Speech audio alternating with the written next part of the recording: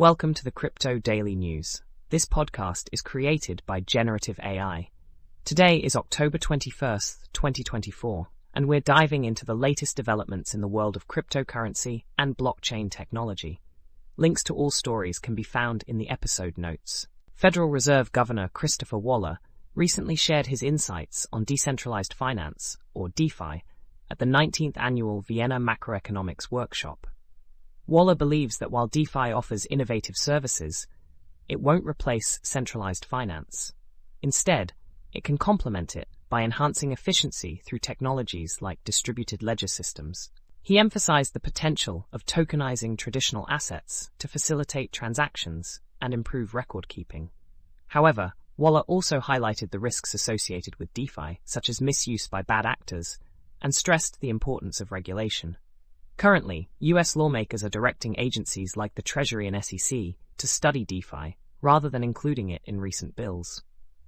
Waller also touched on stablecoins, acknowledging their role in DeFi, but warning of risks like runs on synthetic dollars.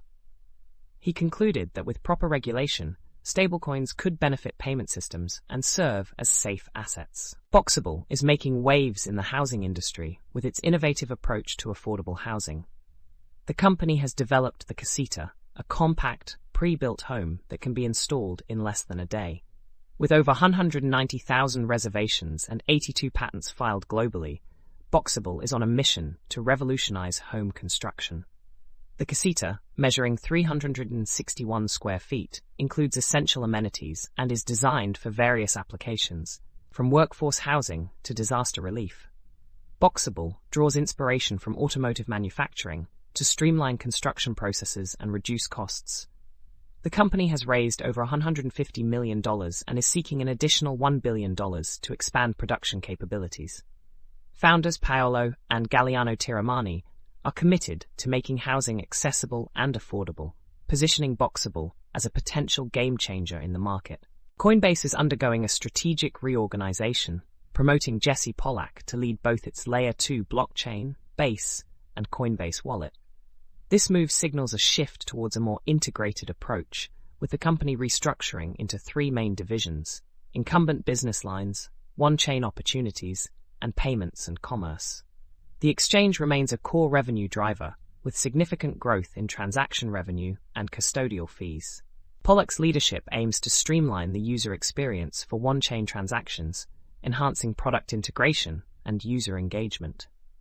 The Coinbase developer platform offers a suite of services for businesses to operate on crypto rails, positioning Coinbase as a leader in crypto commerce.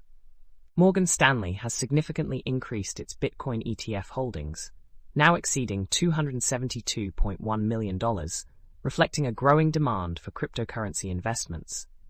This follows the SEC's approval of the first spot Bitcoin ETFs earlier this year.